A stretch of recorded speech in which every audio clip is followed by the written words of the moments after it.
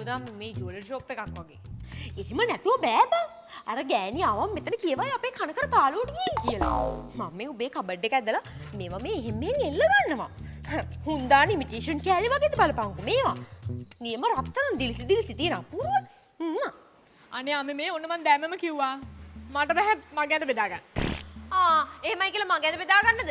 අනේ අම්මේ මේ ඔය යක්ෂ පැටවු දෙන්න ආව මගේ කාමරේ විනාශ කරනවා. අන්න ඇවිල්ලාද කොහෙද? උඹලා දෙන්නත් ඔය හඩු ඇඳුම් ගලවලා දැන් අලුත් ඇඳුමක් දාගනින්න.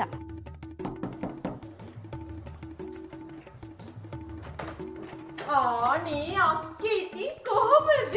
ඉන්න ඇතුළට.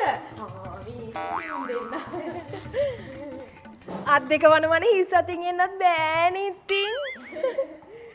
අක්කල එනවා කිව්වේ හින්දා හදිසියෙ ගියක් දොරක්වත් හරියට අස් කරගන්න උනේ නෑ. අනේකට කමක් නෑ නංගී. මොකද ඉතින් මේවා අපිට පිටගෙවල් නෙවෙයිනේ. ඒක තමයි. අපිට මතක නැතුව මේවා තිබුණු හැටි.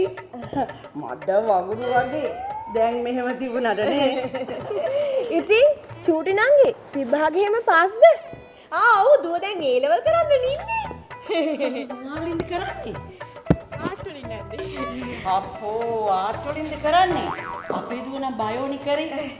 අක්කා එක්සෑම් ෆේල් නේද? ෆේල් උනත් මොකෝ බං බයෝ කරලානේ. ආට් වලින් කරා නම් කැම්පස්. ආවුනේ. ආට් වල තියෙන ඉතින් චිත්‍රපාට කරන්නයි තිත්තිරි මත යා කරන්නයිනේ. නේද නැන්ද? ලෝචිත ඒත් හදාගෙන ඇවිල්ලා.